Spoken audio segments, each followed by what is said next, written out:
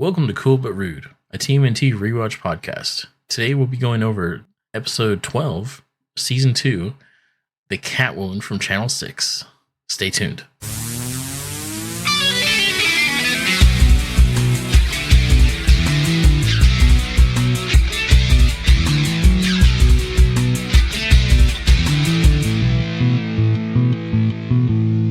Welcome back. I'm your host, Christopher.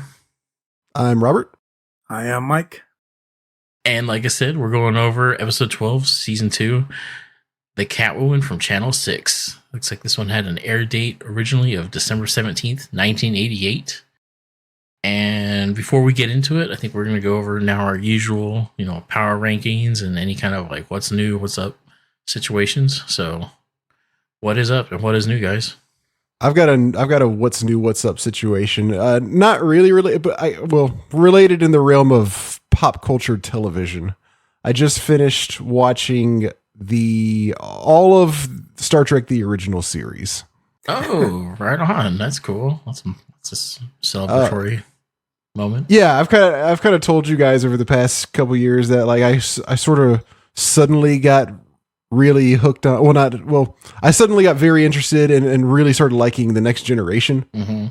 And once I realized that, I was like, man, this is really good. I decided that I wanted to go back and watch the original series beforehand, just because that's how I like doing things when I get into stuff like that. I'm like, oh, I got to start from the very beginning. That's respectable. So I went back and watched it. I think my opinion is pretty much the same as most people's. It's got a lot of good and a lot of bad. Yeah. I really love the characters are written really well for the most part. I love Spock. He's my favorite Star Trek character, period. I'll also say that also in line with I think everybody else's opinion is season 2 is the best, and so it's only 3 seasons as I think you two know. Mm-hmm. Season 3 is the worst. It really felt like there are a few really good episodes in season 3, but overall it was definitely not as good as the other ones. It really felt like they were recycling the old, like the same ideas, not just once or twice, but like over and over and over again. Oh, ouch. Yeah, like every episode is like, this planet shouldn't be possible, or like, there's people on this planet, that's not possible, or where are the people that are supposed to be on this planet? Or it's one of those things, or there's one more, which is they get in some sort of situation where they're on a planet and everything is like some old historical era of Earth, and they're trying to figure out why. Nice. It's like one of those 5 things is just about every episode. But I'm glad I did it. Like I said, good characters, all that. Still plenty of good stuff, but there's a lot of bad to go with it. Cool. Right on. Yeah. How do you feel it compares to TNG? Oh, I think TNG blows it out of the water. Okay. Yeah. Now, wasn't there a cartoon that followed the original TOS that was kind of like a continuation? Or there is. I am going to watch that. I am going to be a little bit out of order watching that. I'll probably kind of start watching it alongside TNG. But yeah, there was a cartoon. I'm not sure how many seasons it was. Okay. Well, fucking cool. I dig it. I mean, I'm not a huge Trekkie, but I can appreciate that, and I am a heartily admitted fan of the original crew, not necessarily their series, but just from what their dynamic as opposed to every other crew. And Kirk is obviously my favorite captain. So yeah, you're definitely, I definitely see you as a Kirk guy. Yeah. He's my boy. Yeah. Mike, you got any? Aren't you a Voyager fan? I love Voyager, but Picard TNG is my favorite series. And Okay, Picard is definitely my favorite captain. Oh, okay. Oh, Picard's your favorite captain? Okay. For some reason I thought Janeway. I don't know. My bad. I love them a lot. Honestly, I don't know. Just something about Voyager. I think their journey, it pulled the heartstrings, and it really felt like because they were more in peril than any of the other series, I feel. Yeah, And they were I like think a that- straight Lost in Space kind of situation. Yeah, Okay, is that Journey where they're like, don't spoil anything, but of course. my understanding is that's when they get like trapped, they get like lost kind of, and they got to like Yeah, non-warp get all the way back. Okay, Yeah. that concept sounds awesome to me. I Yeah. really can't wait to get to that series. definitely, man. Well, you guys want to do a couple power rankings and then we'll get on with the episode? Power. Sounds great. Yeah. All right. Before this turns we into will a Star Trek podcast. Yeah.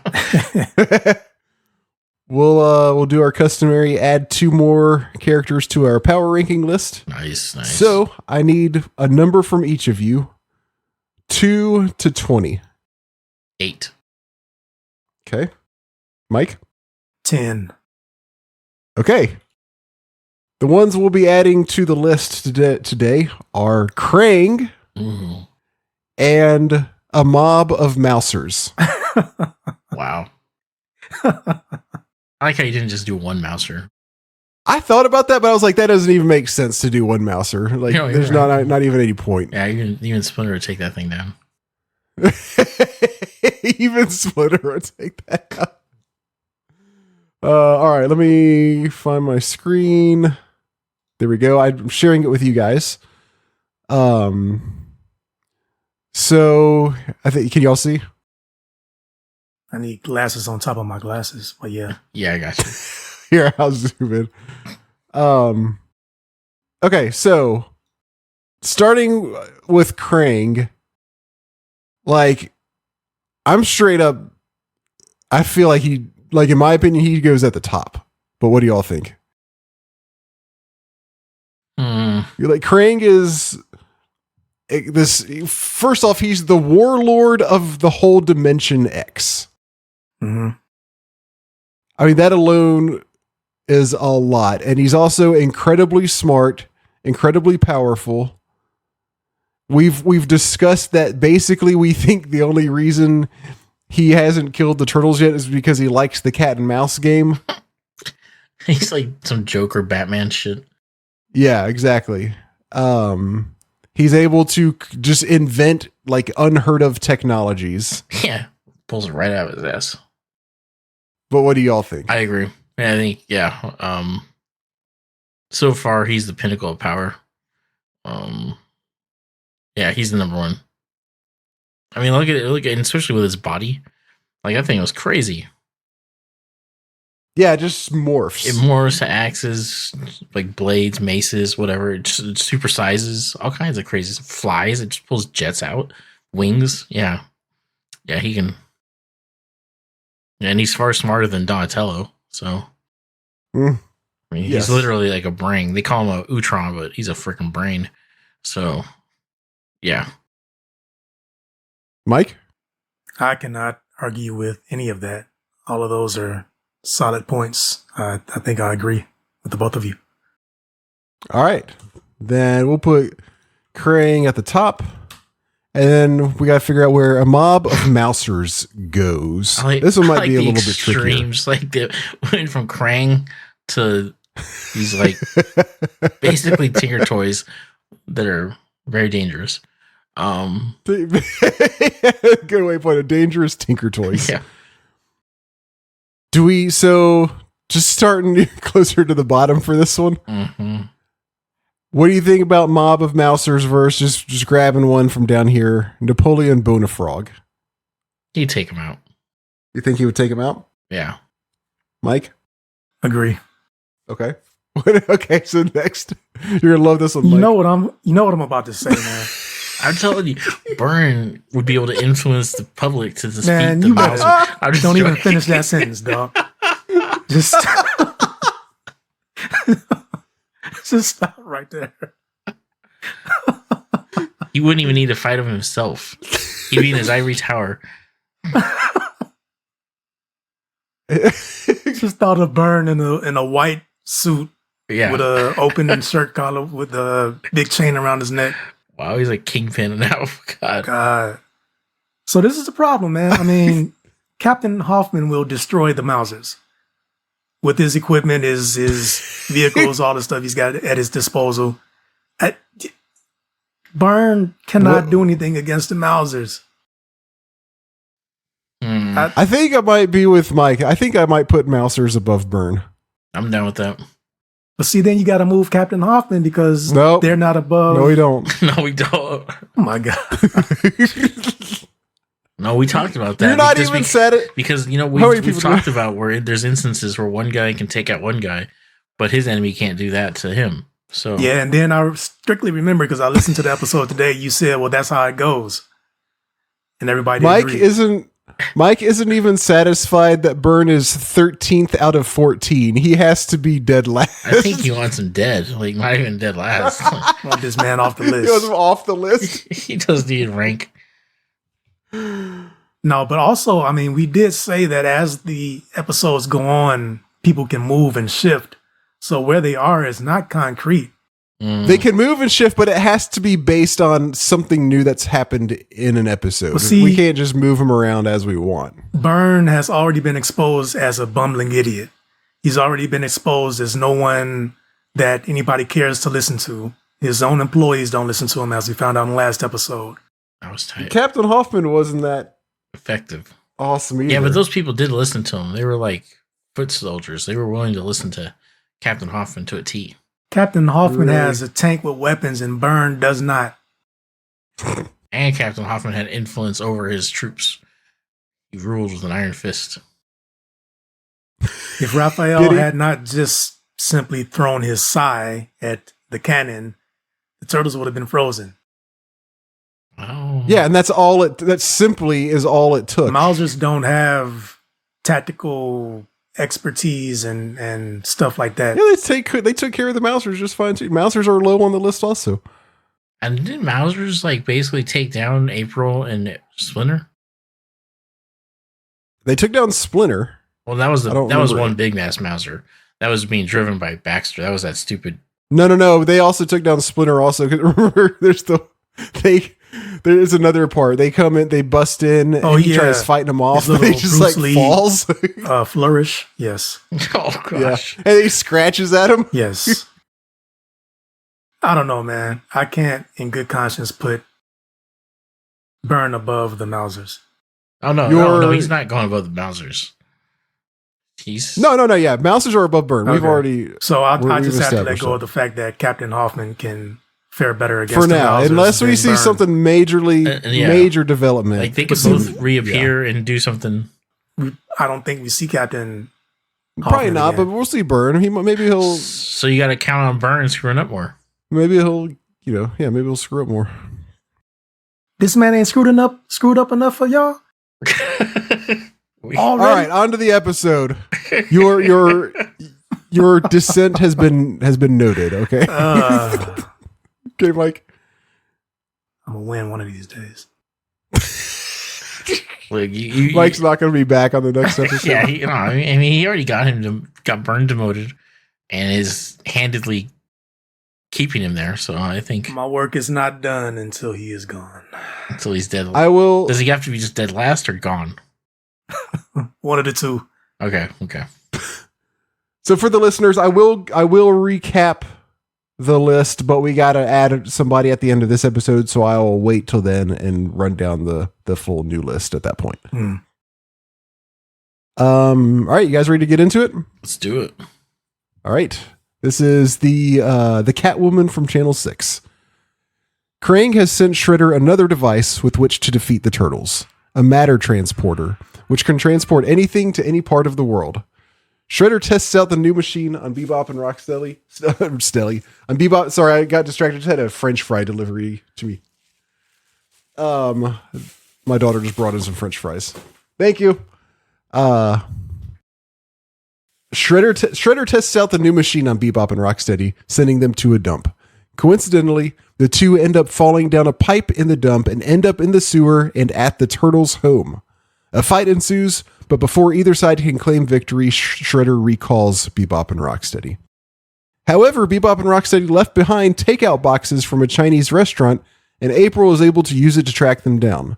She eventually finds herself back at the matter transporter, and in a random series of events, a cat inadvertently activates the transporter while standing on it with April. Little does she realize at the time, this has set off a slow metamorphosis of April turning into cat form. Irma, however, has noticed that something is not quite right with April. April eventually realizes something is wrong and returns to the transporter. However, Bebop and Rocksteady find her here and take her back to Shredder, who puts a mind control collar on her and tells her to hunt down Splinter. April does so and brings along a tiger from the zoo to help. In the meantime, Irma has called the turtles with April's turtlecom, and they meet up, at which point Irma tells them what is going on. Throughout this whole time, April has progressively become more cat-like. Catwoman, April, and the tiger eventually find Splinter, but the turtles show up in time to save Splinter and slice the collar from April's neck. They then use a toy mouse to lead the lion into a cage in which they lock it. Back at Shredder's hideout, Rocksteady accidentally destroys the matter transporter while trying to kill a mouse that bit Bebop, and back at the turtles' hideout, Irma shows up to meet Splinter, who she believes is an eligible bachelor, but when she sees he is a rat, she simply screams and runs away. Irma. For once, Irma is not interested in a non-mutant, in a non-human. I mean, yeah. Only after she sees him. Yeah, didn't this broad want to hook up with Sasquatch? Doesn't she? Yeah, exactly. And it also, whatever happened to Rex? She's supposed to still be with him, right? She wore him out, man. That's a fast woman. She gets around. Warranty didn't hold up for Rex. Nice. All right, so this episode, I don't know. We'll go over it. I don't know. You're going to have to rename this episode to That Wouldn't Fly Today. Oh, yeah, there was a whole lot of that in this one. Wow, was there a whole lot? I only caught like a couple things. I feel like there was definitely, yeah. All right, so the episode basically opens up in the turtle lair. Splinter's sitting there, he's meditating, and he's being perturbed by some noise coming from another room. We cut over to the four turtles, and they're watching a movie, a monster movie, of course, on their TV. Michelangelo talks about it. Oh, this is the scene where the scarf monster eats Cleveland. Splinter. Second episode in a row that's opened with them watching a giant monster movie. Yeah. And rooting for the monster. Yep. Yeah, I noticed that too. I was like, oh, this is kind of cool, like little trend we're on. Splinter walks on in and he lets them know, he's like, hey, too much TV is bad for the mind and promotes violence. I was like, all right. I'm like, I'm over here. I'm like, okay, boomer. Uh-huh. And yeah. And the turtles just blow him off. They're like, whatever. Yeah, okay, yeah, violence. Yeah, cool. I just wanted to note that I don't know why I paid so much attention to this, but I caught that all of the turtles kind of blow him off sarcastically, except for, you guessed it, Leo. Oh, really? I thought Leo did. I thought he was being cool for a moment. He just nods his head. He doesn't say anything. He doesn't make any smart remarks. He just kind of like, nods his head. Yes, he's too into the movie. I guess so. I'm trying to give your boys some credit here. So yeah, I just wanted to point out that he's staying true to himself, his character. No, he didn't stand true to himself. He stands true to his master. That is Leo. Did y'all think the monster looked... Oh, go ahead. Keep going. I think you're about to say what I was about to ask. Go ahead. $10 Did y'all think the monster looks like Slimer? There you go. Did y'all think that? I'm going to cash out you my money. Okay. Yep. Was that a nod to the Ghostbusters? I mean, they came out in 86, I think. Yeah. I remember what I looked up. I mean, they've lifted so much from them so far, so... or not from them, but from, like, other stuff. Icon, pop cultural references. Yeah. I like how they're paying homages to stuff. It's just kind of cool going back to these Easter eggs. Yeah, just like the Rex one with RoboCop and stuff. Mm-hmm. Mm-hmm. So yeah, we're back over at Shredder's base now. We cut over, and we got Bebop and Rocksteady, and they're asking Shredder, "What's this new device they have? Is like something? What's this thing? What's this thing, boss? Another toy from Craig?" Exactly. And then they just happen to be standing on it, like on some sort of platform. And they're like eating Chinese food. Oh yeah, yeah. I kept the Chinese food thing because I paid attention to that. They're sitting there eating their Chinese food out of like the to-go boxes. And Shredder's just like, actually, it's a matter transporter which you can send any object to anywhere in the world. And he's like, including 2 ill-mannered slobs. And he like sends them to like the dump, I guess, just to be like, here you go, pigs, like be in the trash. He's just like annoyed with them, trying to punish them. So they get transported right to the dump, and they're still eating their Chinese food. and they just think they're like in some like kind of like conceptual avant-garde restaurant. Nouvelle cuisine. Yeah, even though Shredder specifically said where he was going to send them. Oh, he does mention where he's going to send them? Yeah, because he was like, I'm going to send you two idiots to the dump or something like that. And then he does it and they're like, what's this place? Idiots is right, yeah.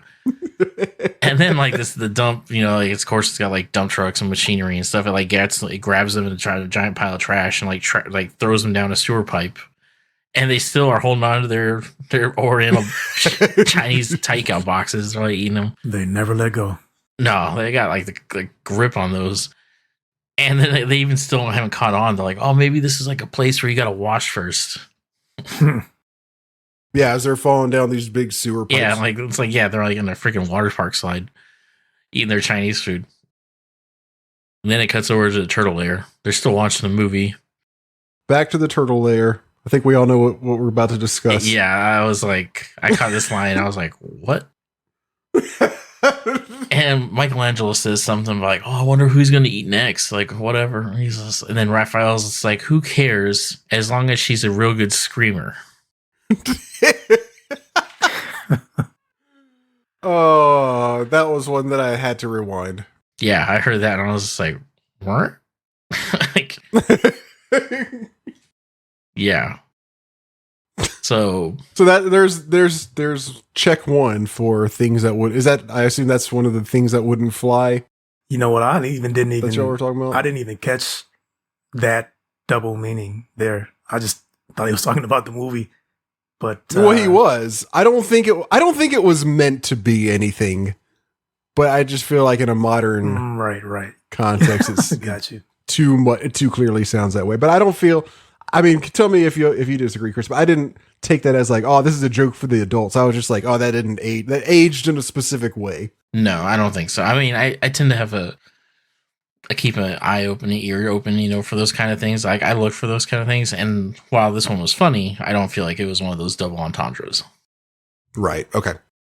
In the meantime, they're still like fascinated with this movie that they don't realize that Bebop and Rocksteady have now appeared behind them. And yeah, biggest coincidence in history. Yeah, they just happened to get washed into the sewer pipes that led to them to the turtle lair. So Bebop and Rocksteady are like, oh, it's the Teenage Mutant Ninja Turtles. Like, doesn't he like say their whole name? Yeah, he does. I didn't catch that. Of course. And then they like decide to ambush them, which I think is like awesome because now it's just like we're gonna straight up have a fight with these two guys in their house. I was like, cool, yeah. Right? Let's throw down, boys. And they're like, even the turtles are like, all right, let's do this. And it's just like I think he calls them like warp breath or something, or yeah, something like that. Yeah, and so they start going at it, and it's like I don't know. I think it's a pretty good fight. Like it's pretty like even, like because Bebop he pulls out this giant wooden like bat, like a club. So I got an issue with this weapon that he pulled out. But go ahead. I know what you're about to say. Okay. Oh, I mean, he's going at it, and he's fighting off. I think, who's he fighting? I think he's fighting Mike and Raph, and he's like, he's handling business. Like he's not struggling at all. And then meanwhile, Rocksteady decides to go and fight Leo and Don. And he gets taken out. They kick him, and he flies into a wall, and he gets his horn stuck. So he's like out of the fight at the moment. Then meanwhile, the turtles, like one of the turtles dodges like Bebop's like strike, and he destroys their TV, like grand slam. It's out of commission.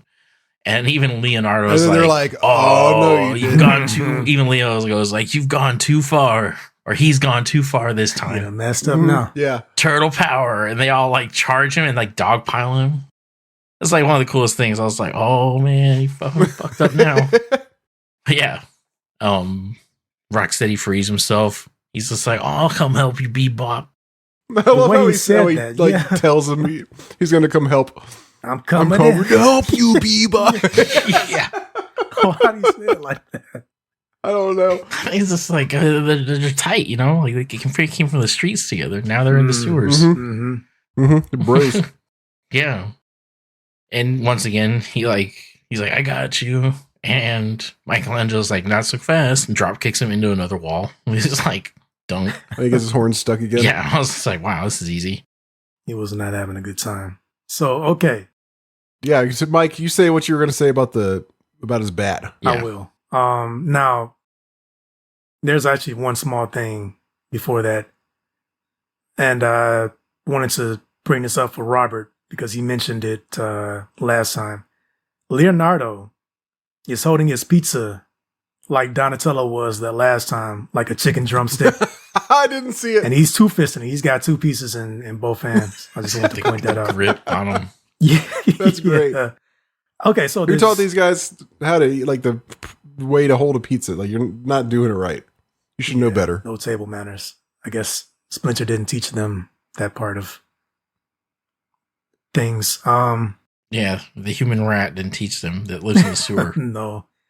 Also, real quick, Bebop and Rocksteady did finally toss down their Chinese food once they got ready to tussle. That was the end of our. You're running a Chinese food tracker there, Chris. Yeah, I was just like, damn, they still got a grip on this stuff. This is tight. Right. Like, I like how they just showed up with it in their hands. I don't know. It's kind of funny. it was funny, yeah. Mhm. So okay, this morphing weapon that Bebop has. First of all, now you guys correct me if I'm wrong, but I don't ever remember seeing anything attached to Bebop's back in any other episode. No, No, I don't either. nope. Okay, so we're all in agreement about that. It starts out when he unsheathes it as a wooden sword. Okay, I didn't see things because I thought that at first. I was just like, Okay, I'm we glad all saw the same I'm thing. glad y'all saying it. I was like, wait, why has he got Rocksteady's sword? And then I saw Rocksteady pull out his sword. I was like, wait, His what sword. the? That was my thought too. I was like, oh, they accidentally gave Bebop the sword. Well, he pulls it out, and it was, it's a sword. You all see the same thing I'm seeing. And when he goes to whack Raphael, it turns into this like just a blunt table leg, a wooden cylinder type looking thing, not even a bat. And then just like a club, right? I guess a club is more accurate. And you'll see later on, not to get too far ahead of us, but you'll see again in a shot coming up that it turns into just a plank of wood that he's leaning against once he gets back to the hideout. So I'm glad I'm not the one that was on tripping drugs here, because that was I rewound this. I spent way too long on this, man. But I ain't crazy. We all crazy, if anything. No, it's all true. And I feel like, now that we're talking about Bebop, is like, I feel like his hair was extra long. Oh, really? Like his rat tail, like his ponytail. Like I felt like that thing was like, I was just like, damn, like that thing grew out. I was like, I never seen, like, I remember on the toy being just like this little thing. Maybe that's the continuity. Like his hair actually grows each Every episode. episode. Nice. Yeah. We just hadn't noticed it yet. Maybe he gets stronger. He's like Samson. So at this point, we swing back over to Shredder in his headquarters, his lair, so to speak, and he's ready to recall Bebop and Rocksteady. He's like, "Oh, I think they've had enough. I've taught them their lesson." And right then, an orange tabby, this cat, jumps up on the console, and Shredder's just like, "Oh, like damn cat!" And he like goes to like swat it, like smash it, and he like hits the console on accident. And it activates the machine, and it pulls back, recalls Bebop and Rocksteady. Yeah, luckily it does the exact thing he was about to do. Yeah, as he like smashes the hell out of it. Once we instantly cut back to the turtle lair. I felt like this episode had a lot of cuts, like it was like all over. I was like, oh, really? It yeah. did. And so we're back at the turtle lair, and we see the duo disappear, the vanish, and the turtle's like, "Oh, they've vanished. They've disappeared." And right then, Splinter just makes an appearance, and he's just like, "I'm glad you finally turned down the television." I'm like, this motherfucker just didn't think that there was a fight happening in his house with like two of their biggest foes, literally and figuratively. Man, I'm getting real tired of Splinter's bullshit. And later on, I get even more tired of it. Like in like a couple more scenes, because Oh dear. he just pulling stuff. I think I know what he does. I know What he does? At least one Yeah. thing. One thing that he pulls. I'm like, what? But anyway, we're back at the warehouse with Shredder. Bebop and Rocksteady are whining about having been brought back. And this like lets Shredder know. He's just like, wait, what? Like, you know where the turtles are? You're like, what? You went where now? Yeah. He's like, I thought I just sent you to the dump. He's like, no. I'm like, no, we were like fighting them and everything. And like, he's like, tell me exactly where. And I was just like, that's a mistake. Yeah. And they're like, oh yeah, we went like left and then we went down. And they're like, or did we go up? And then it's like, and of course they're doing that whole like back and forth. Like they don't know where the hell they went. Yeah, like at one point, he's got both arms pointing in like opposite directions, like trying to describe where they went. Yeah. And even Shredder's just like, never mind. He's just like, serves me right for using cheap mutant labor. And I was just like, is that like a knock on something that we? But I was like, all right. And I think I would chalk that up to that don't fly no more. Probably I didn't think about that, but yeah, that's probably a good call on that one. Yeah, Yeah, now that might you not mentioned work too. Yeah, I think it's still funny as hell, but you know, that's me. But wouldn't fly. But still wouldn't fly. Yeah, it still wouldn't fly. Then this is where we go to April, right? No, we go back to the turtles. not yet. And I'm jumping ahead. they're mourning the loss of their television. They're like, oh no, like Donatello, can you fix it? And he's like, I don't know, guys, it's pretty done for. And then they're like, even Leo's like, how about we just like basically let's dupe April into helping us? And he's like, let's call April. She can help. Trip, man. Oh yeah, I remember that. I was like, wait, how? I was like, what is she supposed to do? Yeah, I was like, wow, the trolls are just straight up using this chick now. Like, all right, cool. we swing over to this like they're on the streets of New York basically with April doing a report. She's reporting on the Fat Cabbies contest. Which it's fantastic. It doesn't really explain it, but I'm led to believe that the contest is simply to see who is the fattest cab driver. That's what I'm getting, especially considering there's also other large individuals behind him. Yes. Yeah, and he was the biggest one. Mm-hmm. Where did this come from? Like, I know. I was like, yeah, I was like, what? This was also what is happening? Really revealing about April too, because she's asking him, and she's like, "What's your secret?" You know, he's just like, "Oh, eat chili burgers and onions, lots of onions." Mm-hmm. And she's just like, "Oh, you said a mouthful," and he's just like totally like breathed on her. And then she starts bitching to Vernon about doing human interest stories. She's like, "Why do I got these stupid human interest stories?" It's like, damn, all right. I thought I thought you were like a lady of the people and all that kind of jazz, but apparently all you're trying to do is advance your career with like Ninja Turtles and all that shit. So I don't know. I thought that was pretty. To me, I was just like, all right, April, I see what you're about. The winner, by the way, was Myron Bimbleton. Of course, with a name like that, what else would he be? That's interesting, though, that you say that you saw that perspective with April. Oh yeah, because a lot of times it's like I see all these like human interest stories or whatever, these things, and overshooting like in real life or whatever, and like I feel like I would think that maybe this would be a good thing that reporters would want to be about, but she's all over here just wanting the juicy like action, stuff like that, the Pulitzer Prize stuff. Right. And I definitely kind of would agree with that, except look at what this story's about. I mean, honestly.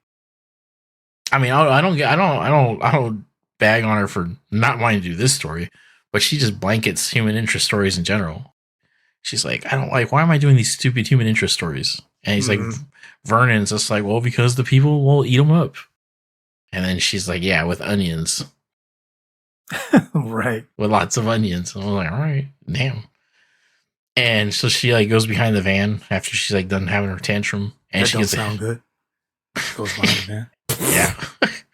she gets hit up by the turtles on her comm. And they're like, hey, April, like we got like this story about like giant crocodiles in this swamp. This man just straight up lying. Yeah. It might have been Donatello, but it could have been later. Yeah. They're like, oh, I'll bring a camera. They're like, actually, could you bring like an extra TV? Yeah, and then she gets down there. She's down in the turtle lair. And she realizes she's been duped. And they're like, oh, yeah, like this is awesome. Thanks, like April. And she's like, whatever. She's like, fools. And she realizes, she like looks around. She's like, apparently the sewer layer looks worse than normal. And she's like, what happened here? World War III?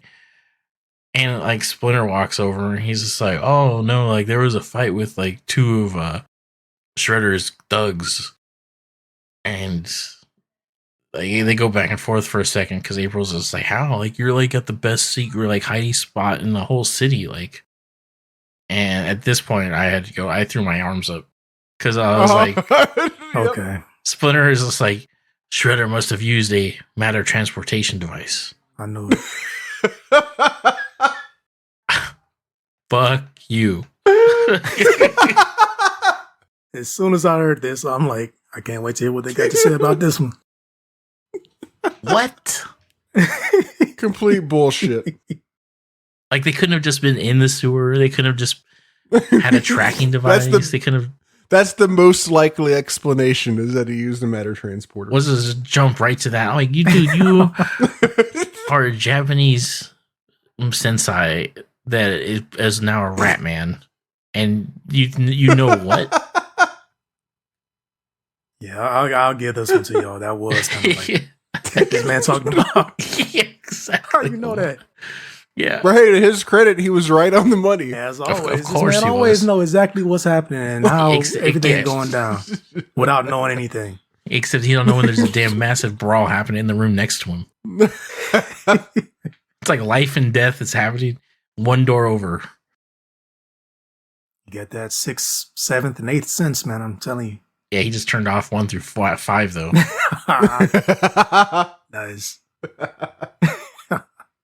So anyway, moving past this, we switch. April's like, still on the hunt for her story because she's like, disappointed that she just got used for a TV, and she does some solid detective. She does work do some detective work, a little investigative reporting, and she sees like this Woo's Oriental restaurant takeout box. Which, like, that's another thing that probably wouldn't fly. And Turtle's like, oh, yeah, like, yeah, this was that's like, no, that's not ours. It's Bebop and Rocksteady's. It's not even bad enough that they got in here. They left their garbage, too. It's like, bro, you live in a sewer. It's the principle of the thing. It's the principle. I mean, I can appreciate the principle, but y'all have friends and family that come over to y'all crib and end up leaving water bottles and chip bags and all kind of trash and wrappers and junk. Y'all got that right? I mean, it's happened. But I also don't live in a place where there's like piles of piss and feces sitting on the floor.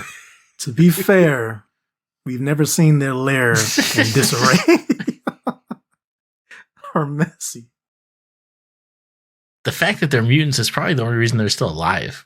With all the disease down there. Yeah. Methane. Like, that's why April can only hang around in like for 15-minute intervals. She biologically can't breathe the air for that long. Yeah, she's like, I gotta go. I've died. Like, this lady did not make it into her 40s. I'm just saying. Wow. What a dark thought. Wow. So she decides to take this clue, and she's like, all right, cool, I'm going to take off, guys. Have a good one. And they joke for a second. They're like, oh, man, we can't let her go to Woo's. That place is rough. I'm like, yeah, the food's even worse. And I'm like, all right, that's cool. So she heads on out, and we cut over to Woo's, and we this see, wouldn't fly today. Oh, this whole scene would be jacked up. Scene. Was this bad? I mean, there's stereotypes everywhere you look. Yeah. I mean, I guess so. I didn't. Okay. Yes, you're right. So to set the stage, we're kind of jumping ahead of Chris, but she walks in. It's like a bunch of like sumo wrestlers and karate guys. I didn't even know. Like, I couldn't even tell like the ethnicities they were trying to like portray here. I was like, you just threw everything at the dartboard. That was why I was like, these are just like different types of Asian martial artists. That was how I saw it. They just used the word Oriental to like blanket this whole thing and just threw everybody in that from that region into this restaurant. I guess that's a good point. I mean, as soon as she walked in, you got the head man talking about hi-ya, chopping some food. I mean, would not fly today. You just pan around, you see a literal sumo wrestler, you see guys in gis. I was just like, and I even looked up the word woo, like the name. I was like, what ethnicity is this? Like, what region is this from? I couldn't even get a solid one on that one. I was just like, all right, whatever. So anyway, she goes into woos and she's like, oh, hey, like, you know, are you woo? And he's like, yeah. I'm not even going to try and do the accent. I'm not trying to get canceled up in this mother. Oh, real quick, sorry. She walks in like with her camera out, like clearly like busting in, like, I'm here to record you guys. It's not like she's, hey, just happened to stop by. You're just like making conversation. She's like, nope, here's my camera. I'm here to, you know, do a story or whatever. Yeah, no, she wasn't there for wontons. She even announced, she reveals herself. He's like, oh, like, hey, I'm a reporter. He's like, we don't like nosy reporters. And then, right then she like pivots. She's like, well, I'm not like that kind of reporter. Like, I'm a food critic, you know? And she like jacks this dude's chopsticks and like eats his like, you know, his like, you know, eats his pot what? sticker. You name what that was. They cannot draw food in this cartoon, man. I would say that was a pot stick. Okay, that's being very generous. It looked like a big old potato chip to me. And if you look around the place in the background, is one guy that's eating what looks like a table tennis paddle, and somebody else eating just a straight up bowl or plate of brown gravy. They don't do a very good job with the drawing of food. Didn't you say Rex was eating gravy at one point too? Yeah, that's what it looked like to me. And so then she starts going into like, I don't know how, I forget even how she like segued this, but she goes from like being a food critic to like asking like, oh, did you see like a rhino and a warthog in here recently? Like ordering food. Mm-hmm. And he's like, yeah, two guys with masks on. They came from like at the end of the pier of this warehouse. It's like, yeah, masks. Okay. And she makes her way down to the warehouse. And she finds Shredder's headquarters, you know, and the matter transporter. She's taking a bunch of pictures, you know, being a reporter. In the world she get in here? Oh, apparently they just leave that shit open like this. She just rolls in this giant warehouse full of crazy ass advanced equipment. Right. And she's getting like annoyed with this cat who keeps like getting in every one of her photos. And then like the cat can hear her because she's like, get out of here, kitty. And it like hits a bunch of buttons and then jumps onto the platform with her. For some reason, she thought like shooting from this matter transporter platform was the place to be. Yeah. She's like, this is a good spot. Yeah, I'm just going to post up here. This looks not like, you know, obvious. Cat jumps on it with her. Like, okay. And activates it, and it just does like a quick flash. It doesn't even send them anywhere. It doesn't do anything. I was like, what button was this? And yeah, I thought this was a matter transporter. No, it's the thing. It was just a matter mixer at this point because instantly you can tell like something's happened to her claws, her nails, and she's gotten like, she's like, oh, I don't feel so good. And she like falls down. You can see her hands have like already started changing into like a cat-like appearance. So yeah, she ends up having to go home. And I didn't know she lived in the same building as Irma, but apparently she does. Oh, is that right? Yeah, because like Irma, like all these cats, I guess, had followed April home. When I first saw it, it looked like the cats were just waiting at her door, but apparently they followed her home. And Irma was like, April, you know, like the policy in the building, like we can't have cats or we can't have pets or something like that. Right. And she's like, I don't know, they just followed me. And so she goes inside and she starts talking weird. And like this thing they did with April and her like voice and talking like annoyed the shit out of me. Oh no, it was terrible. Oh, I was like, no. I was like, I can't. They better not. It was more like a combination of a cat and a snake than just a cat voice. Yeah, it was. It was just like, I don't know. It was not pleasing. So Irma was like, oh, I'll fix you guys something. I'll fix your like friends fix your really furry friends something first, and like she puts a bowl down of something. And April starts like making weird comments and saying like, oh, you're really nice for a human. And Irma's just like, all right, well, I'm going to let you take a cat nap and I'm going to head out because this shit getting weird. You out here tripping. Mm-hmm. Even she picks up on cues. She's like, Yeah, April, and then instantly, as soon as she like leaves the room, April like gets down and like starts eating with the cats. She's like, now she's like, obviously she's Yep. like, Did gone y'all full notice field. how she already had a bunch of cat pictures on her walls? I thought that was I did notice one. Didn't I they? didn't notice that there were a lot. Oh no, I was thinking the lipstick. Never mind. I was thinking back to her first apartment. Oh, It blew wow. up, Yeah. but never mind. Also, she had like tiger stripe pillows. Oh, that's right. Yeah. Interesting. Some theming there. Yeah, I didn't pick up on any of that. But good call, good catch, guys.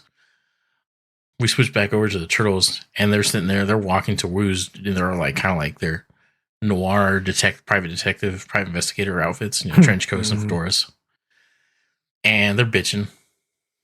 Well, at least like most of them were bitching about the costumes, and Raphael, bored of him. yeah, and Donatello's like, well, sorry guys, like the what kind of like the French poodle outfits are What still the on the heck? dry cleaners. I was like, wait, I don't even want to see these outfits. Like, Oh, I with do. it. We Stick with gotta the see private- these. Can you imagine? The turtles and What's- French poodle. What's like what outfits. scenario like, are they using these in? Would you use those?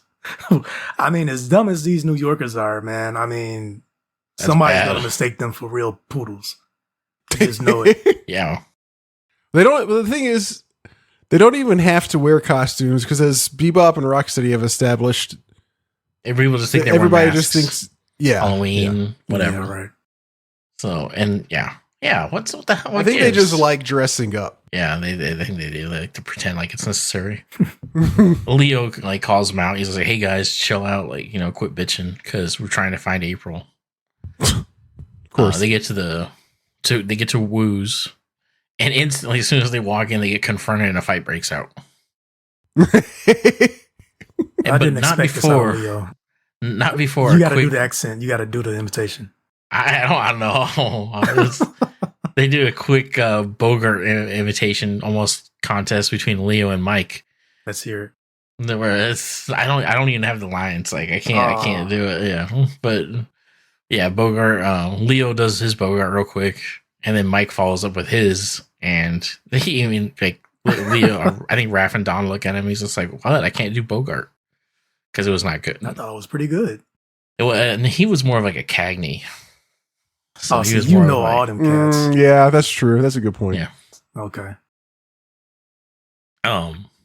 Yeah, more of like the like that dirty rat thing that they do. Mm-hmm. Yeah, so when we switch over, and then we don't even switch. No, it segues at that point right into a fight, and Right into a they, fight. yeah, they take off their coats, and like I was like, why bother? Like you every time, like you just throw your jackets off, and you go Mhm. right into a giant fight. So This the is whole true. world knows they got their ass beat by turtles, and it's a pretty cool fight. It's like Mikey ends the fight by saying it's like a. He uses like 6 words of alliteration. Oh yeah. Furious, fun-filled, food-flinging fights. There you go. But I'm surprised I was able to say that. He even breaks the fourth he wall. and Yeah. yeah, he and Leonardo do a cool move where Leonardo slices up a melon or Oh, a it's like mango or it's a something. cantaloupe, yeah. Mm. Cantaloupe. He slices it, and as he's slicing it, the slices kind of fly towards Michelangelo. Michelangelo uses his nunchucks to whack them, Yeah. and then they go flying at the people they're fighting. Yeah, that was That pretty was dope. cool. And so I initially I was like wondering like what is Donnie's purpose? Like what did he do? But I was like, oh, he set it up. Like he set up the food into the air, and then the rest of them Yeah. dealt with the. Yeah, so I was like, okay. Even though they did throw cabbages at Raphael, but he obviously caught him and threw him back. hmm hmm But fight, yeah, we segue out of that with Michelangelo's, quip, and we cut over to Channel 6, where Vernon inadvertently, on accident, unknown to himself, he walks in on April metamorphosizing into a cat person and gets a vase thrown at his head for no reason other than he's trying to let her know she's needed. hmm Yeah, I don't know how that's supposed to tie into the cat metamorphosis, but I guess she's just like all messed up and in a bad mood or something. Yeah, And that was my she's- like she's just her, like don't look at me. yeah. Toss. He's just like, okay. And then like everybody has to make some damn like cat quip or a cat reference, like, Yeah. oh, like have a cat nap. Oh wow, you're being really catty. Mm-hmm.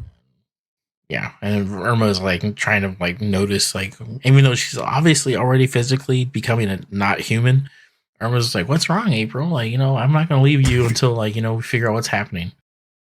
And then I think it goes through an extra metamorphosis at this point, like stage, and she like jumps out the window because Irma's just like, oh, I'm not letting you leave, and she's like, wow, and just dives out the window. And I'm like, okay. Yep. She's at this point, she's fully mutated, right? Or is she? I think she's pretty mutated. She gets, I think, the most we're gonna see. Oh, that's what I mean. Like, Yeah. yeah, okay. So she's gone as far, yeah, where she's got the kind of cat nose and all that. Yeah, the face and the ears and all that, and the tail. Yeah. Which, once again, I forgot to mention this earlier. Once again, we have a mutation not involving mutagen. Oh yeah. Yeah. Even Shredder acknowledges this one. He mentions it later. Oh, does he? Yeah. Yeah, so the reason why April's wanting to jump out the window or escape her, dressing room is so she can get back to the transporter. She thinks that'll be her, her fix, which makes sense. So she goes ahead, dives out the window. We swing back over to Woo's, scene cut. We're at Woo's. Turtles have wiped out all their opponents, and they get a call from Irma on their communicator. And she's like, who is this? Or like, they're like, who are you? And she's like, who is this? And like go have this little back and forth. He's like, I'm Leonardo. And it's like, okay. And she's like, you are real. So I'm sure Mike has something to say about this. Yeah, it's very unfortunate and quite hilarious. This is the most hilarious example of this yet. He's like, I'm Leonardo, but it's straight up Raphael. Oh, was it? Yeah. Yeah, Raphael's colors. Nice. He's wearing a red thing.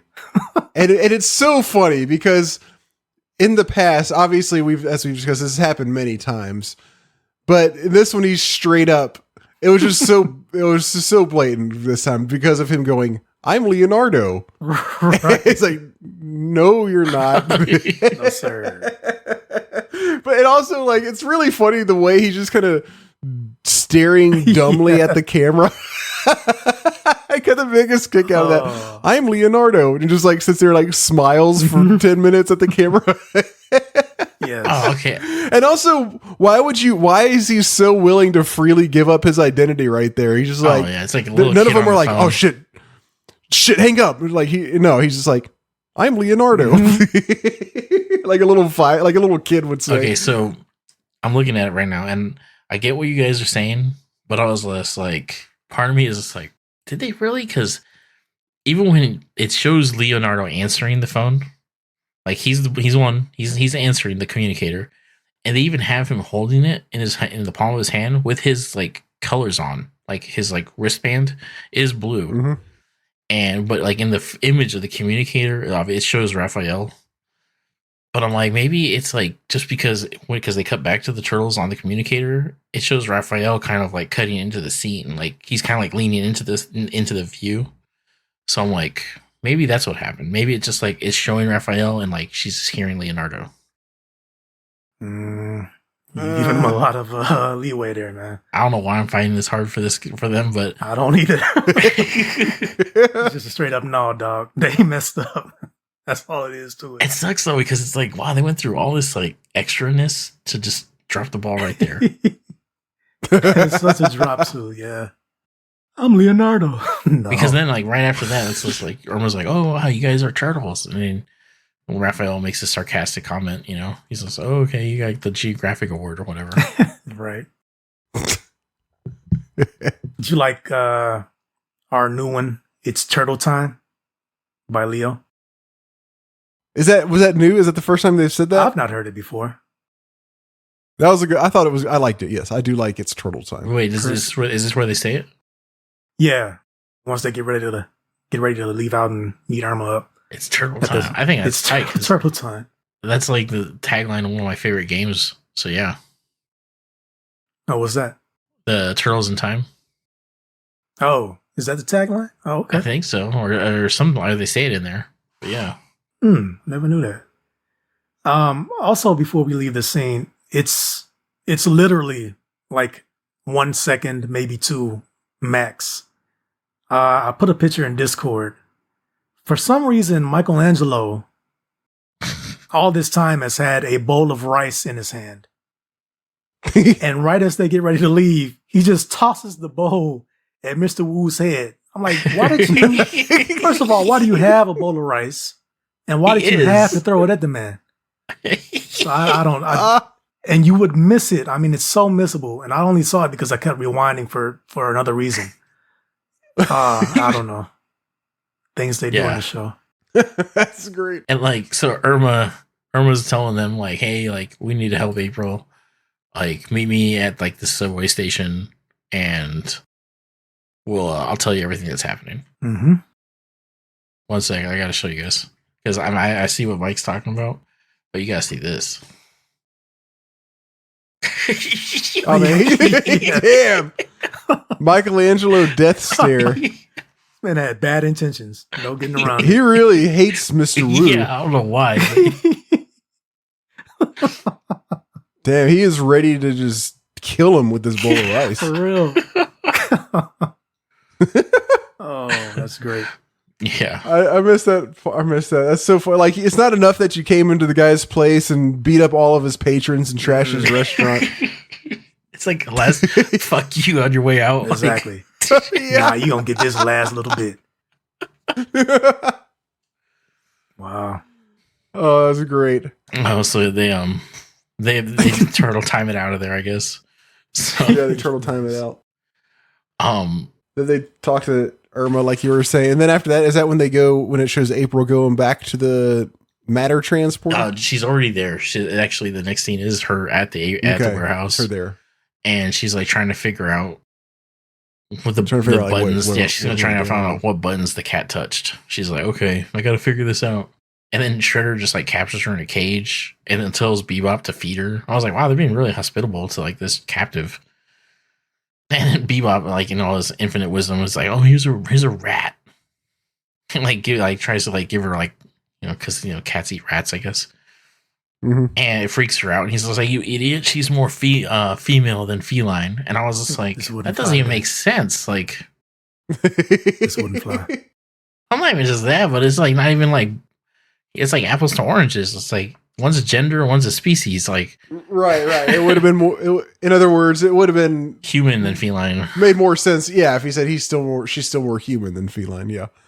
Of course, Bebop's an idiot. Bebop didn't. Yeah, he's an idiot. He didn't realize that. And then they put a. Do we know who made this collar? Shredder. I'm guessing. Shredder. I mean, yeah. Okay, that's what I'm guessing too. I was just wondering if anybody actually said. But No. We'll assume. Yeah, Shredder like comes with the realization that he can use her to track Splinter, and then at this point it cuts over to Subway. Well, he puts the collar on her. He does that after the Subway scene. Oh, I'm sorry. No, okay, cool, okay. Yeah. But no, it's like I said, this thing's got a lot of cuts. Like I don't know why. Like it's all over the place. Yeah, it does. I guess. It says we got Irma talking to the turtles, and I thought she'd be like more fanboying out a little bit more. But I think this is also where Mike, you mentioned that Irma's the face of thirst. Oh, because yeah, because they mentioned their master Splinter, and Irma's just like, oh, Splinter, he sounds cute, blah blah blah. It's just like, bruh, jeez, this chick needs to calm down. Like like cryptozoological creatures, androids. Like, stop. You got Rex. You still have Rex 1. Go spend some time with him. Yeah, I'll take you to the movies or whatever. But so we flip over or whatever. Yeah. We flip back over to the warehouse. Shredder has the idea to put the collar on April, and he distracts her, and it's a mind control. And collar. Bebop puts it. Oh, I'm saying Bebop kind of gets her from behind with the collar. He's like, and okay, and then it is a mind control device because we also learn that this was a temporary situation. This mutation, right? Because Shredderman says after a few hours this will wear off, but with this on her, she's mine forever. I was like, all right, that's pretty evil, but cool. And then also I think this is where Shredder came to the realization that it's just fascinating. Like she's a mutant caused by the device, like Robert was saying, like not because of mutagen. Yeah. Okay, I missed that part where he comments on that. Yeah, he talks about it, and he's just like, so he wants her under his control because she's a cat. She can find rats. Splinter's a rat. La da da. Uh-huh. And this next scene, didn't make any damn sense to me. And it still doesn't, because she the first thing April does is go to the zoo and only like unlocks a tiger. Yeah, I think it's just to get help to take down Splinter, but also Tiger specifically because that's a cat it's a cat animal. So I feel like she has A bond. like a bond, with it. And so like, the tiger will be kind of cool with her and do whatever, she leads them to do. Yeah. I mean, that's a lot of, I don't know, maybe it's not a lot of reaching, but to me, I'm like, what? And of course, like how easily she was able to access this animal. Like, yes, it's in a cage, which is padlocked. And she just swipes off the padlock, like just with her claw hand. She just takes one whack at it and just knocks. So it is she off. like Cheetah from like Wonder Woman? Like what the hell? But she's got the mutants tend to get very strong, so I guess she's just super powerful right now, or very she's powerful. just jacked, yeah. Then once again, another cut. We're back over at April's building. The Turtles are trying to figure out like which apartment is hers from the outside. Oh, right. While they're doing that, they get ambushed by the tiger that April had freed. Yeah. Donnie's like, "Don't worry, guys. You guys go ahead. I'll take care of this thing." And he like gets like a garbage can lid as like a shield, and he's got his bow staff, and totally gets wasted by the tiger. He just like, knocks on his ass. And thankfully, Michelangelo like reaches down, picks him up. Donnie thanks him, and once again, it's like I'm seeing like a theme here almost. Like Michelangelo's just like, "Oh, that's cool. Well, remember, just pizza, perfect payback is pizza." It's like, wow, y'all are very transactional with us saving each other. He's like, "Yeah, you get me back later, bro." Right. Hey, he knows how to get what he wants. And especially Donnie. Donnie's the one that's always getting saved, if you notice, because it was Raphael. He's like, oh, that's true. Yeah. He's like, "Yeah, who's counting?" He's like, "I am." Oh, right. Yeah. But they crawl in through the window. They find her apartment somehow, and Irma's already inside. And Donatello's bitching. He's just like, "Wait, we climbed up that catwalk for nothing." For man, this dude was about to go off. Come in. Yeah, he was pissed off. I almost got eaten by a tiger. Woman, we done got attacked by a tiger. Almost got killed. Had to climb up all these stairs, and you just sitting up in here with a key. And then when Michelangelo pizza, like, oh. One day he's gonna snap. Oh yeah, it's gonna be Donnie, man. I'm telling you, he's gonna go off on everybody. Yeah. What was that? The very first episode, he was questioning like, "Why are we doing this?" Yeah, it might have been. Yeah, and it's like it's always the quiet ones. So Irma's inside. She's got photos already of the. She lets them know. She's like, "Oh, I had a key," and then she shows them the photos that April had taken before she like became Cat Lady. And once at this instance, Dawn, just from observation, realizes that it's a molecular transporter, not a matter, a molecular. Oh, is that right? Yeah. Which I'm like, once again, I'm like, thanks, Donnie. Cool. I mean, at least you have some like realm of technology, intelligence. So well, like, what's the difference? Is there any? Yeah, I don't feel like that makes sense. Tomato. I'm guessing, like, right? Yeah. And then Mike over here, he's like, he deduces the actual cat is in every photo. Right. You're looking through, and it's like not even just in, but it's like in this, like front and center of every photo. And then Raphael has to chime in. He's like, "So that means there's a cat out there trying to find the perfect nail polish." So wouldn't fly today. Like how you're like the peanut gallery. It's like, nah.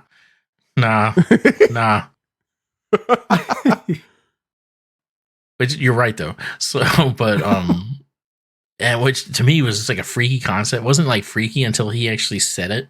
And I was like, oh damn! So there's like some cat turning into like a human lady. Like that's fucking weird. Thankfully, don't really ever see this come to fruition. We go back over to the turtle lair where we see Splinter and he's like fixing his brick wall. I guess I'm guessing one of the ones that Is that what he was doing? Rocksteady. Yeah, because I think he was saying, he's like, oh, there, it's better now. I think he said something like that, like to. Okay, so I mean, it just looked like he was poking the wall with his cane when talking about. Oh yeah, that's a good looking wall right there. That's some good mortar. He wasn't doing anything. They don't make him like this anymore. Exactly. That's your boy, bro. Like, that's Splinter. Like, Oh, This baby ain't ever falling down. be like, yeah. right, like one of them old dads or something. He's like slapping it like the hood of the car. Like, Exactly. It's, yeah. is this right here? Mm-hmm. And then right then he gets confronted by a stray cat, just a random cat, just rolls into the sewer, and he's just like freaks out. He has like a panic attack. He's like, "Get out of here, go, go!" And he admits on screen, he's just like, "Oh, my one true fear." Yeah, he says, I must rid my mind of my most dreaded fear of cats. Yeah, and we see how he plans on doing this a little bit. In the street now, where we see April, she's like on the prowl, so to speak, along with her pet tiger, and they're looking for Splinter.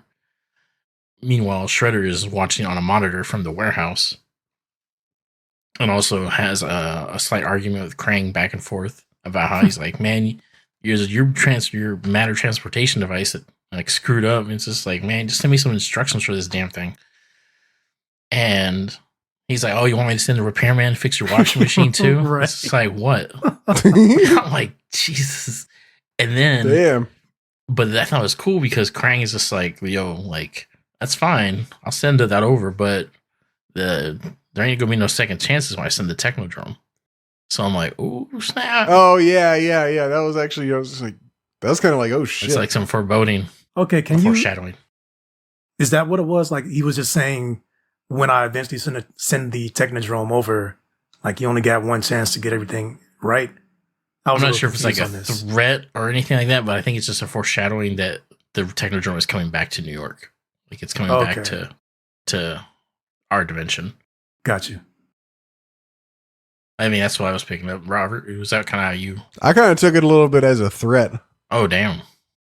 Like, careful. Like, this is your last chance. Like, kind of like this is your last chance sort of thing. Oh, wow. Okay. Well, shit. I guess we'll find out when that happens because I'm pretty sure it's around the corner.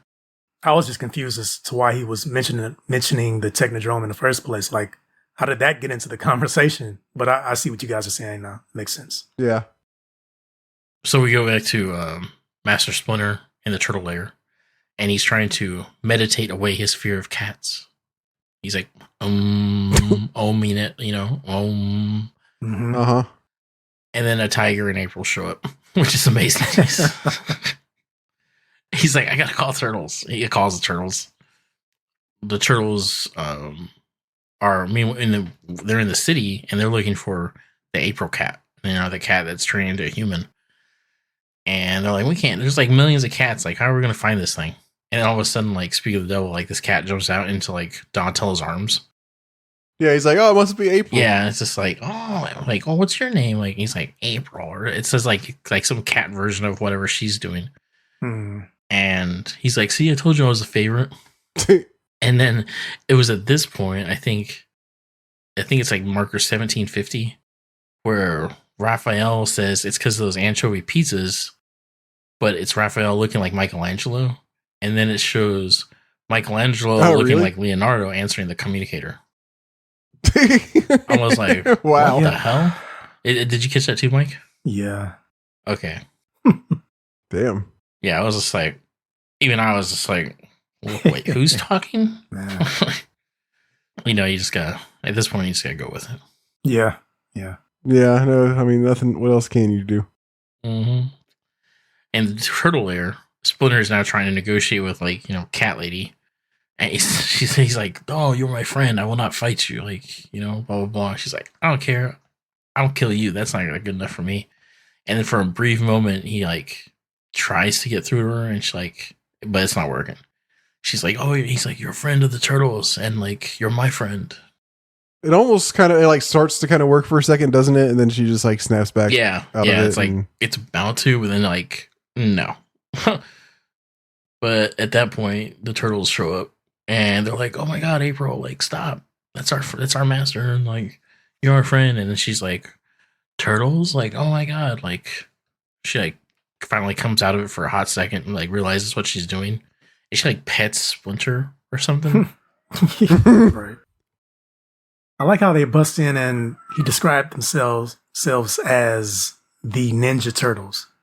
Like, we're the Ninja Turtles. Why As couldn't you opposed just- to Yeah. I noticed that too. It's like me saying, I'm the podcast host, Mike, or I'm a data analyst, Mike, or something. Data analyst. We're the Ninja Turtles. Like, they've branded themselves now, I guess. Yeah, they have. I'm just saying this is like, why do you have to like emphasize who you are? Like when you're Right. the only turtles that are walking around like this, like there is nobody else doing this. Like, Yep.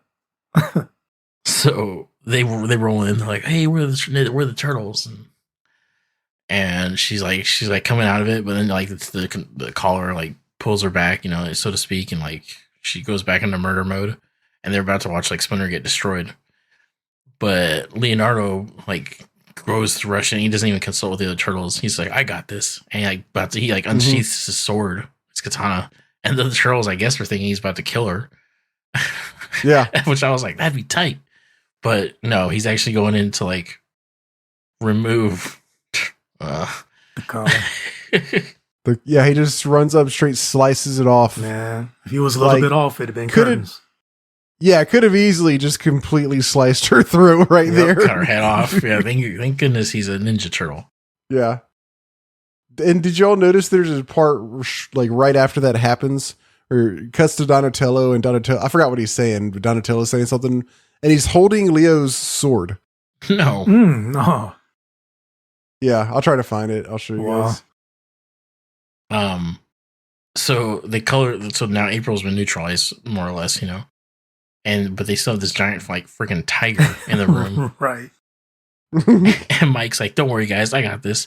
And he gets this like stupid little wind up mouse, throws it on the ground, and it works. And like it distracts the tiger and just like guides it into a cage that they have for some Yeah, reason. they just got a cage. Like, I It's like, what kind of weird gimp setup they got up in there? I'm kind of concerned. What do you have this cage for?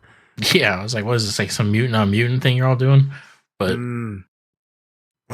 yeah, so they got this cage, tigers in there, like, "Oh, we'll just call it the zoo." It's just like, man, y'all just creating yourselves a whole bunch more problems. But What else do you do, to be fair? I mean, yeah, but Yeah, I guess. So you just captured a freaking tiger. tiger. Right. It's like the Hangover now. We gotta try and get it up to the surface. But Wait, you don't want to talk about Mikey's little bad joke? oh, did he do it What's there? this? Yeah. They're all like, well, Leo's like, you and your dumb toys. And Michelangelo says, "Never looked a gift mouse in the mouth." And the picture I put in Discord, look how Leonardo is looking at Michelangelo. This man, Damn, that's some side eye. he hates it. Michelangelo looks so proud of himself, looking straight at the camera like, "Huh?" And Leonardo is just pissed. Oh, Like, they're all mad, but especially especially that Leo. extra.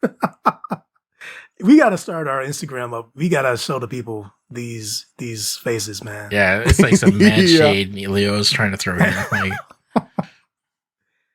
I mean, all the turtles, right? I feel like for some reason, like extra pissed. I'm like, why are you like? I don't see like that it deserves this much animosity for this They bad don't joke. like they tired Yeah. of they tired of Mikey's jokes, man. Tired of Mike. This looking back at these, this picture of Mike with the rice bowl is just classic. Angry Mike, yeah. He straight up wants to kill somebody with this rice bowl. He's like looking at the camera. Yeah. He's Mr. Wu at this point. Mm, Like everybody Mhm. else, you can tell everybody else is running off the screen to go do their Mhm. thing. exactly. And he's just like, hold up, You're like, I got something to finish. No. Yes. Yeah. Yes. Yeah. Oh, you thought you Oh, got man. away? Like the bartender in Desperado. He's like, nah. Mm, Yeah, so Yeah. So that was one of the biggest cop out things that we've seen so far. Them just like, oh, we got this cage here. We'll lock the tiger in it. Yeah, that's definitely cop out is right. So we cut over just to the warehouse with Shredder. He realizes he's lost his connection with the caller. He's like, damn it. And then I think it's Bebop still holding on to like April's lunch or whatever he calls it. He's like, what do I do with this? And then like it bites him or like he gets free somehow. And Rocksteady's like, I'll deal with it. Man. Okay. Sorry, I want to preface this. This is one of my favorite things I've seen on the show so far. Oh my gosh. Okay. Rocksteady chases the mouse over to like the transporter, like the matter transporter. The matter transporter. Yeah, but he's like, the platform. And he goes and he's like, I got it. And he goes to destroy it. And he misses it and just whacks the hell out of the transporter. He whacks the hell out of the transporter and goes, I don't know why this got me so bad, but I freaking love how he goes, uh-oh, I think we broke it. And Bebop's like, what's this we? Oh, yes. yeah. When Bebop, he's like, what do you mean we, hornhead? Like, it was 100%. So first off, he goes, so the thing bites Bebop and he's like, ow, and drops the mouse and runs off. And Rocksteady, he goes, don't sweat it. I'll get the little nipper. I love how he's like getting back at him for his friend Bebop. And then when he tries to kill the mouse and whacks the machine, of course. Uh-oh, I think we broke it. Like, I just love that. It's like such a little kid thing. Like, I didn't even feel like he's trying to, like, I don't think he's even consciously trying to spread the blame, but it's more just like, oh, this was like in his innocent mind, he was just like, oh, this is all of us that did this, right? Bebop's like, nah, bro, that's you. Like, no, 100%. You're the only person who's responsible for this. Exactly. I don't know why that got me so bad. Very nice. And he does it with his wooden sword, by the way. Yes, the classic wooden sword. Blows up, doesn't it? Yeah, just the whole thing. They got to run. Shredder's like, you idiot. And they run out and turn around. The whole place blows up. The building's gone. Shredder, tries to hurry them out of there. He warns them, like, all right, let's get out of here or whatever. At this point, if I was Shredder, as much as these fools are messed up and as dumb as they are, I'm surprised he didn't just knock them out or something and leave them in there to get blown up. Like, he wouldn't have had to even knock him out. He could just be like, hey, you guys stay here for a second. Watch this. It's not gonna hurt. Okay, boss. Yeah. Yeah. You got it, boss. Everything will be all okay in just a few minutes. Look at the flowers. Yeah. Right. But he always kind of goes back for him. I mean, I think deep down. I mean, I feel like they are more of a net positive for him than they are a net loss, because they do some fairly effective things sometimes. Like when they ambushed him, how long it took you to say that. Yeah, like when they ambushed him when he was opening the portal, like they straight up they could have killed him right then. Like for example, like they straight up took him out. So there are times where they actually are pretty effective. Yeah, but he took them out with an explosive shuriken in the library. He could have taken them out himself. Not while he's chanting a spell. He would have opened it to a whole other dimension. No, I'm saying like in the library, like he blew them up and then he took off. He's like, finish them. It's like he could have just walked over there and just like shanked them in the head. Right. That was one case. Yeah, sure. But I feel like there were plenty of other cases also where they do help. Yeah, no. I do agree. Even though I'm playing devil's advocate, I do agree that they're probably pros outweigh the cons. And plus, they're just good humor. So that's the whole reason he keeps it around, just for amusement. Yeah, I think it's more our amusement, thankfully. So the writers know it's like, no, we can't kill these guys. Right. Baxter, we can try to kill mercilessly and watch that turn into a failure. Oh, for real? Jeez. I will never forget how rough that was. Also, I was like, you just straight up execute this man? Like, all right. The episode wraps up over at the turtle lair, and Irma is looking. She's like nosing around. She's like looking to hook up with like this Splinter guy who she thinks sounds cute. And out of the shadows, Splinter comes out, who is as we all know, not cute. He's like, yes, I am Splinter. And she's like, I'm getting out of here. And she like takes off. I was just like, man, he's superficial. Yeah, I love how he just like very straightforward is like, I'm Splinter.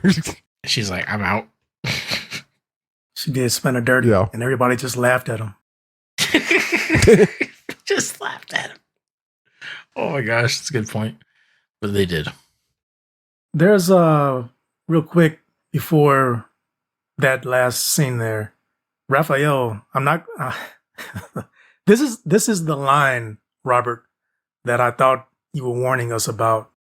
Uh-oh. I think this is the most "this won't fly today" line of the entire episode. April is lamenting that her hands and her nails and everything are messed up from being down on all fours. And Raphael says, yep, she's back to being a woman, all right. Wow. This is not something that would be allowed to air. That's a good point. I mean, oh my gosh. I feel like this is one of those, you know how some of the old cartoons, they ban certain episodes, like there's certain episodes of Tom and Jerry. Bugs Bunny or whatever, yeah. I feel like this would be a candidate for the banning. So probably, possibly, yeah, or at least a few edits here and there. Few edits, yes. Yes, so many that it would probably get banned. Right. But yeah. Well, no, it was an episode. This is it ends up there. That's how it wraps up, And I think there's one final shot. I think I just posted where there's a cat looking ominously at our heroes as they're laughing at Master Splinter. Yeah, right. Not even Irma would want you. Like, That's your whole life is ruined. And like they just got like some janky ass like drawing at this last scene where it's just like everybody's like kind of just like a kind of like a pile of who they are. It's just like yeah, they tend to do this quite I was often. like, this is like a Peanuts kind of drawing, but okay.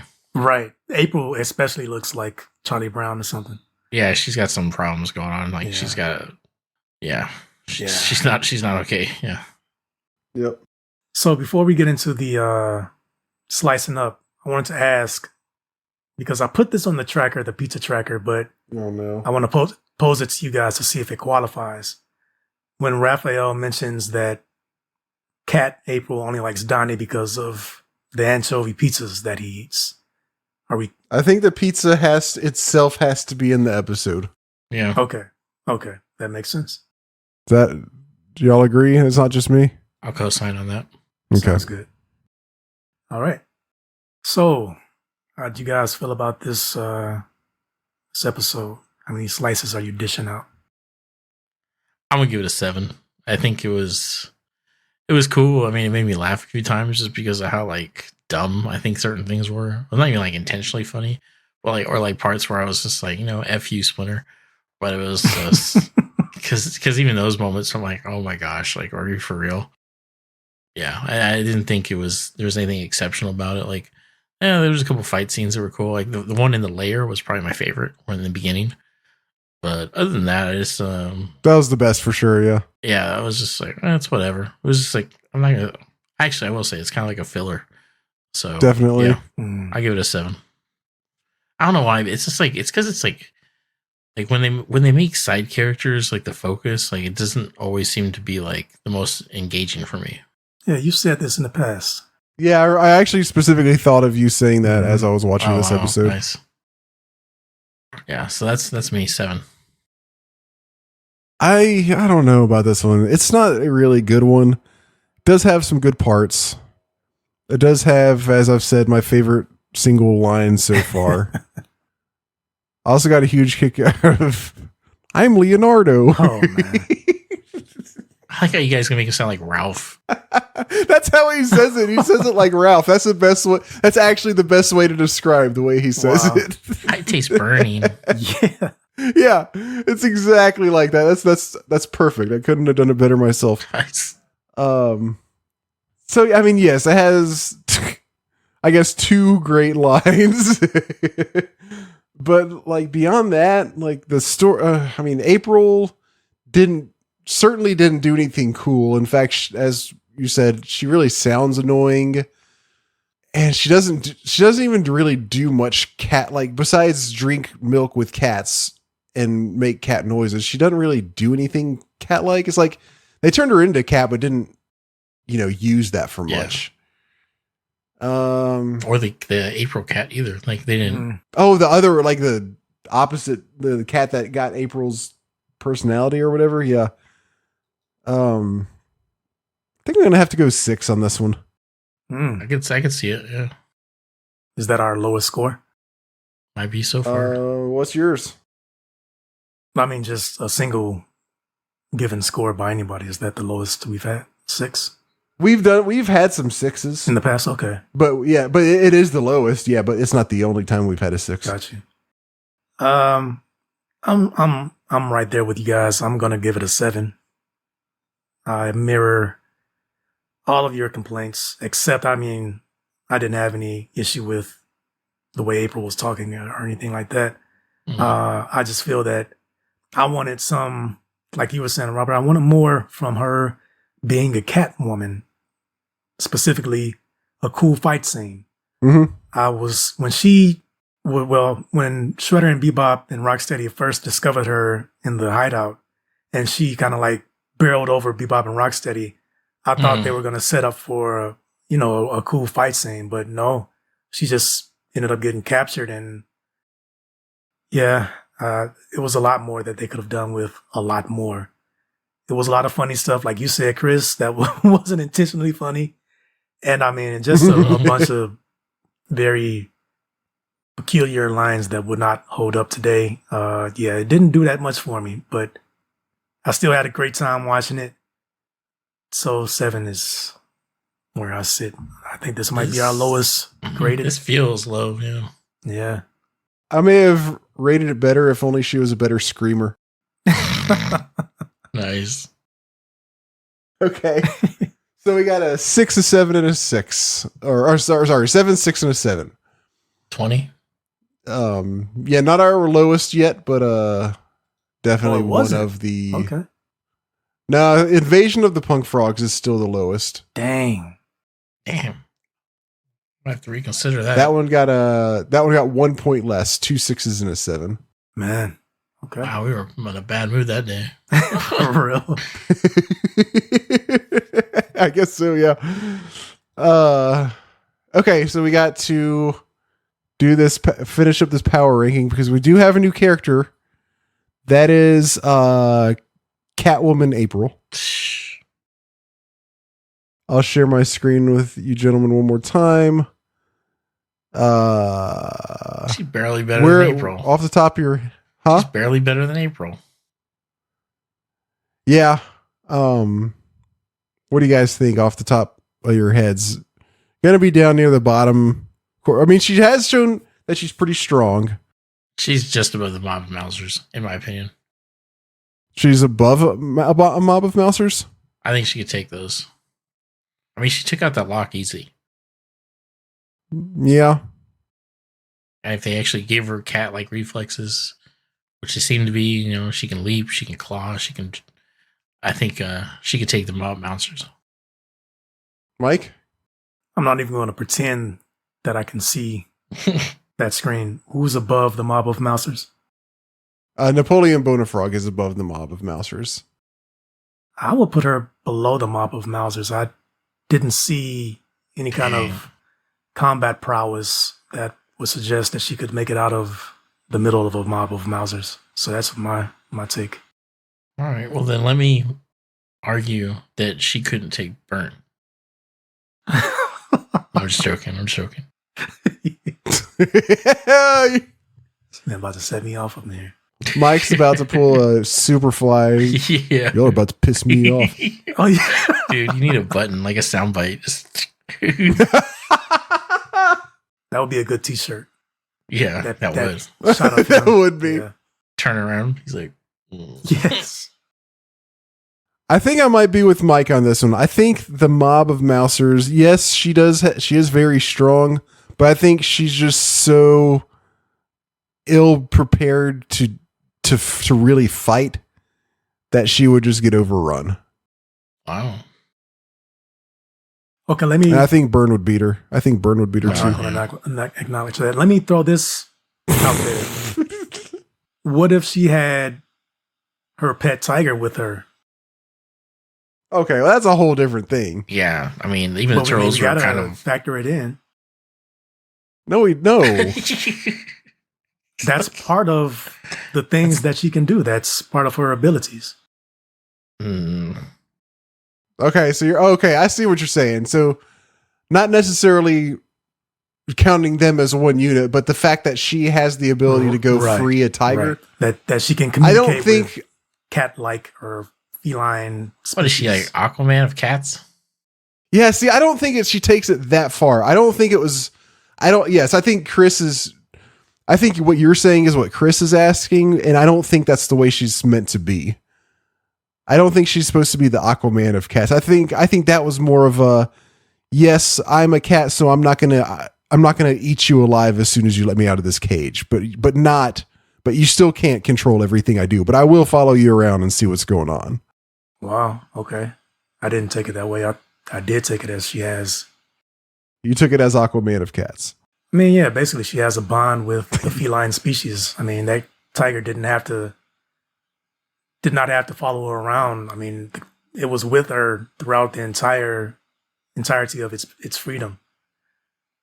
Just but remember when they freed her of the influence of the collar, she was, and I'm not saying the collar gave her any extra power.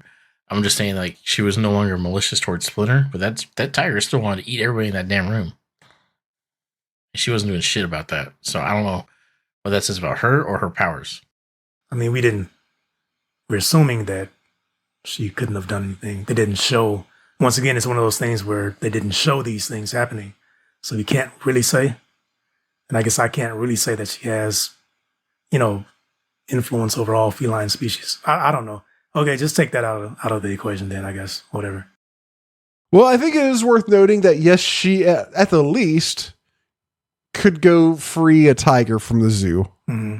And have it at least follow her around for a little bit. And probably help her out if she were to get attacked by something. Yeah, because even those strays were following her. And, she didn't do that. It was just an innate, cat bond.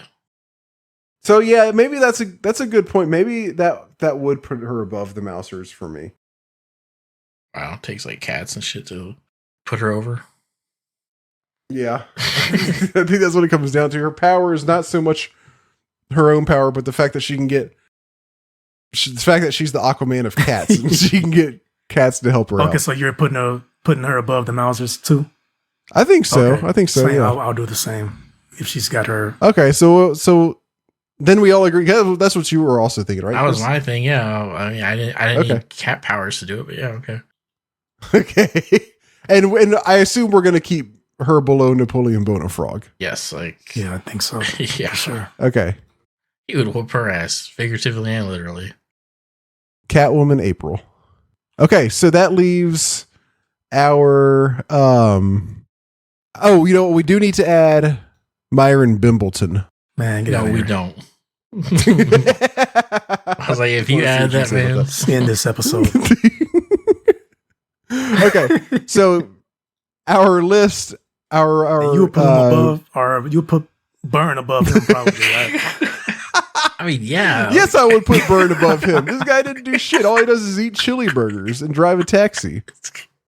This man is a taxi driver on the hardened streets of New York. You just call those guys idiots. I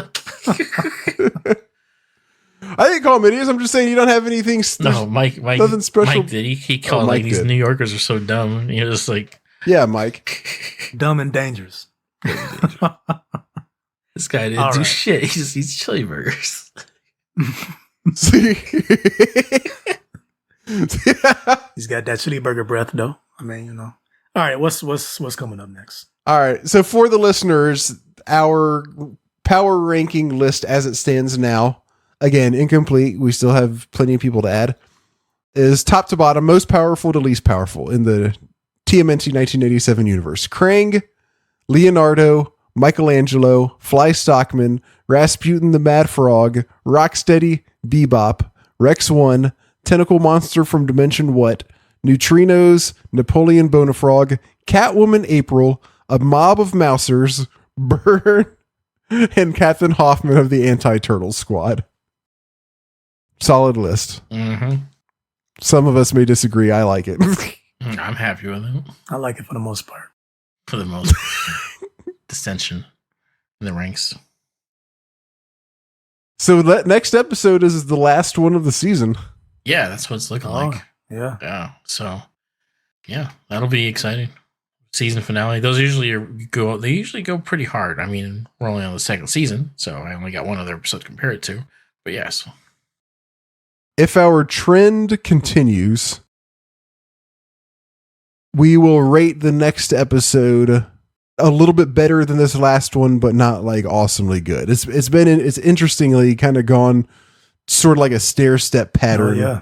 Not stair step, but like it'll go up a few, then drop back down, then go up a few, then drop back down, then up a few and drop. So we just dropped back down from a very high point. Man, we really liked Teenagers from Dimension X, didn't we? Yeah, that was a good one. That was actually probably better than the first appearance. Oh, I think so for sure. Yeah.